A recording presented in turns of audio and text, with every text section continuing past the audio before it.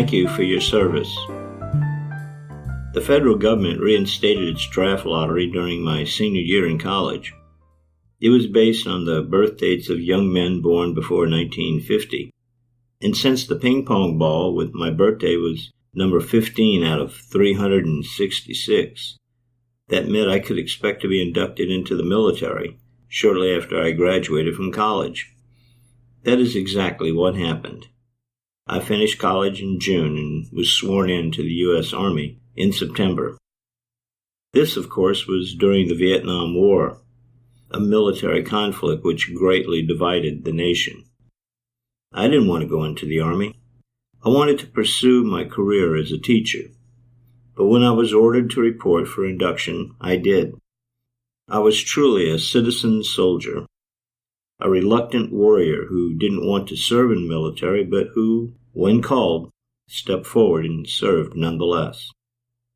With a few deft strokes, a barber on base buzzed off my hair into a crew cut. Then I was issued fresh, new GI uniforms, belts, shoes, socks, boots, hats, and all my civilian clothes were packed up and mailed home.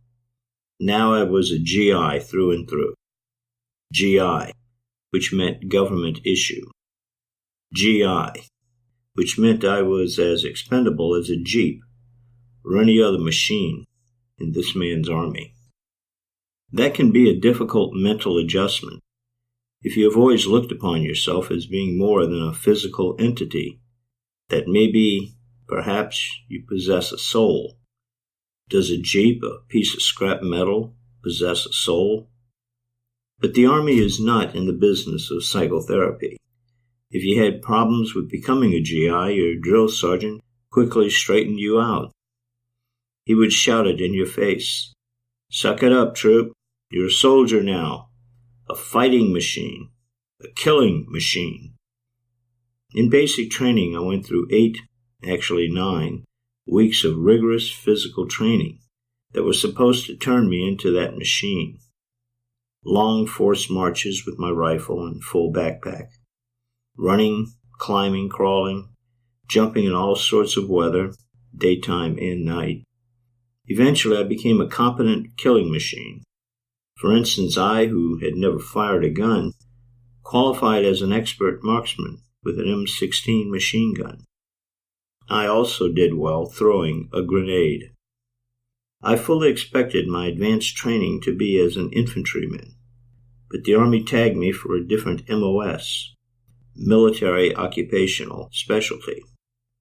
I was to be trained as a clerk typist. Instead of firing a machine gun 3 rounds at a time, I would be typing Army documents at 60 words per minute. Maybe I should have felt relieved that I wasn't going to be an infantryman, but that's not how I felt. I felt guilty because the young men I had been training with, my brothers with whom I had slogged through the mud and crawled through the muck with machine gun fire overhead, would be moving on to advanced infantry training, and after that, to the killing fields in Southeast Asia. They had been drafted to fight and maybe die in Vietnam.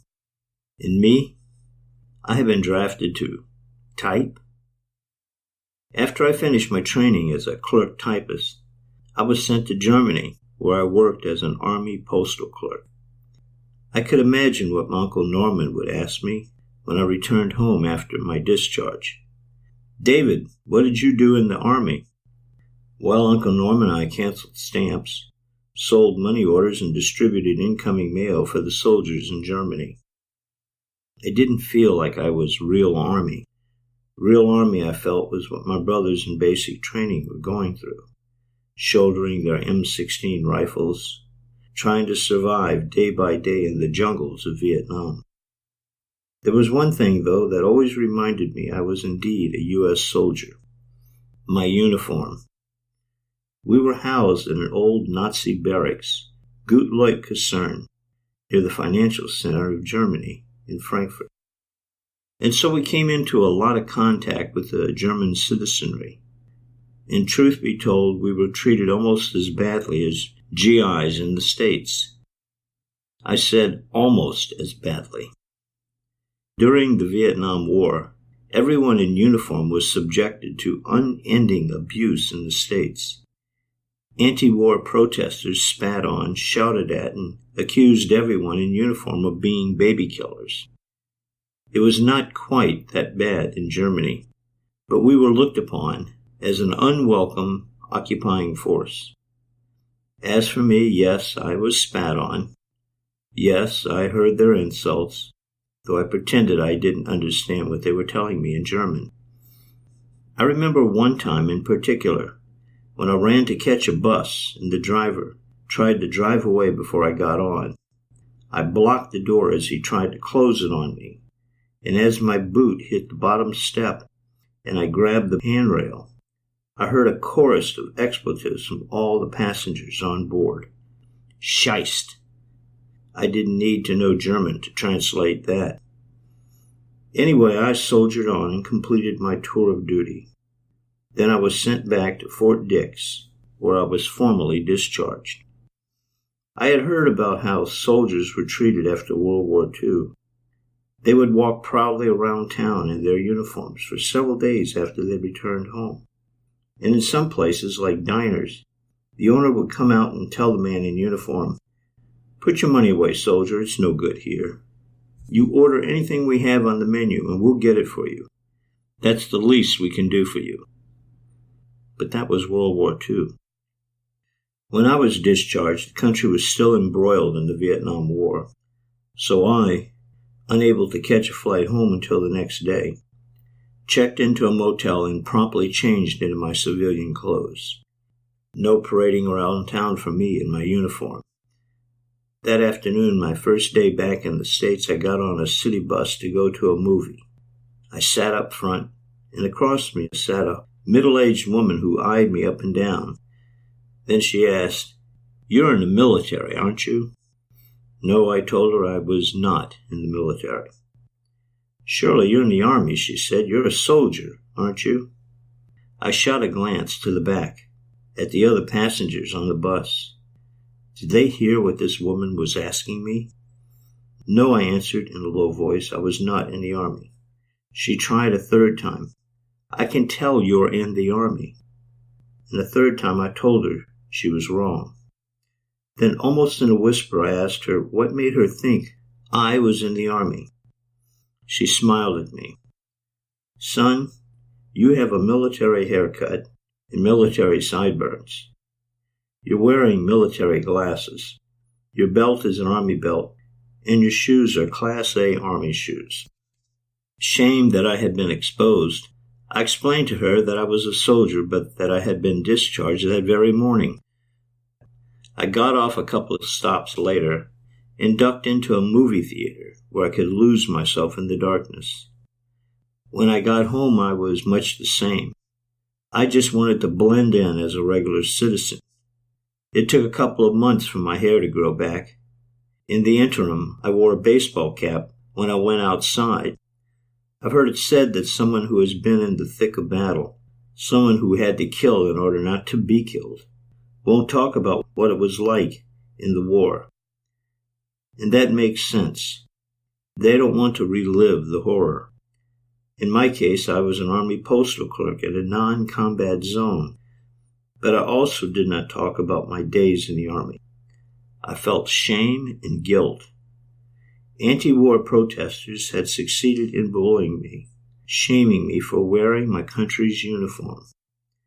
The guilt came because I felt deep down that my brothers went into combat without me, and I ended up with a cushy job, canceling stamps on letters.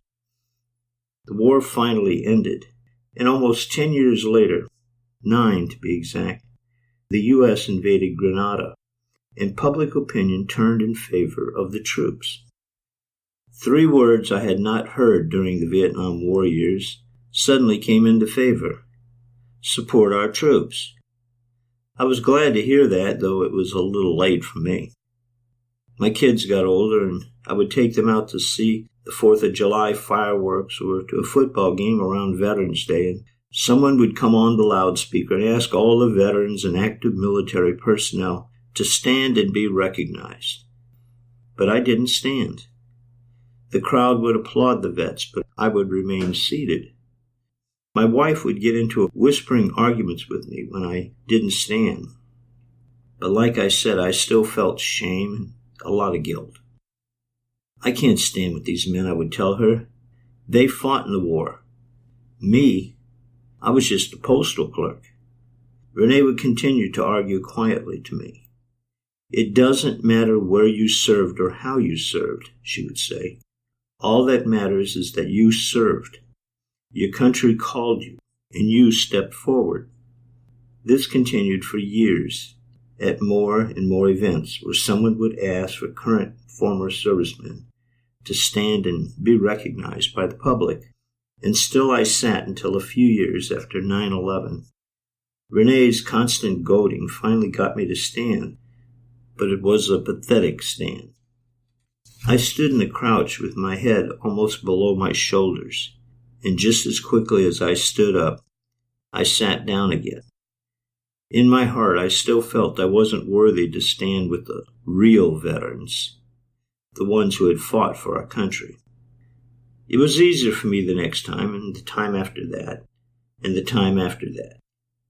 As I stood, I grew less self-conscious and looked around at my brothers in the military, and I saw how few of us there were. Nearly everyone was seated. Then came the day, about 5 years ago. The high school where I teach decided to sponsor a Veterans Day luncheon for its alumni who had served in the military. My principal came to inform me that, since I was a veteran, she had arranged for someone to take my classes, and I was to join the other veterans for the luncheon. I was ushered to the school lobby, where about 20 alumni who were veterans were gathered. As it turned out, I was the only veteran on the faculty. I found a man about my age, and he told me he had served in Vietnam. Immediately, I went into my self-denigrating mode. I didn't volunteer, I told him. I was drafted, and I wasn't sent to Vietnam. I was sent to Germany, where I served as an Army postal clerk. In all honesty, I said, I'm not worthy of standing here with all of you. You're the real vets. Then he said something that was almost word for word what my wife had told me many, many times. No, you're just as deserving as any of the rest of us. You stepped forward when your country called. You were a draftee. You had no control over where you would be sent or what you would do when you got there. This from a man who had served in Vietnam. Then we were led outside in a line, 2 by 2, to go to our luncheon. And this was when I saw something I had not expected. The entire student body, about 500 boys and girls, from 8th through 12th grades, were standing on either side of the walkway, and each was waving a small American flag and cheering as we came out. Like I said, I was the only teacher in the line, and of course every single student recognized me. And it was I they cheered, even more so than the other vets. Look, it's Mr. Pearson. Mr. Pearson, I didn't know you were in the Army. I felt embarrassed because I was being singled out above all the others. Then someone said something that almost brought tears to my eyes. She said, "Thank you for your service, Mr. Pearson." And others after her echoed the same thing. "Thank you for your service, Mr. Pearson. Thank you for your service, Mr. Pearson. Thank you for your service, Mr. Pearson." That was the first time I'd ever been thanked for serving my country. Until that moment, my 2 years in the Army were like a black hole in my life. I didn't talk about it, and no one who knew I had served had a damn thing to say to me about it. I made it, dry-eyed, through the cordon, and started up the stairs to our luncheon. And that was when I remembered something that started my tears to flow. I suppose it was apropos since I was an English teacher, but I remembered something the great poet John Milton once wrote. They also serve who only stand and wait. You've been listening to the Bayou Picayune podcast. For more information and additional content, go to davidpearson.net or pick up my books, And Lead Us Not and Bayou Da Vinci, on Amazon or any other major online retailer. If you like what you hear on the podcast, please subscribe and give me a review. Thanks for listening.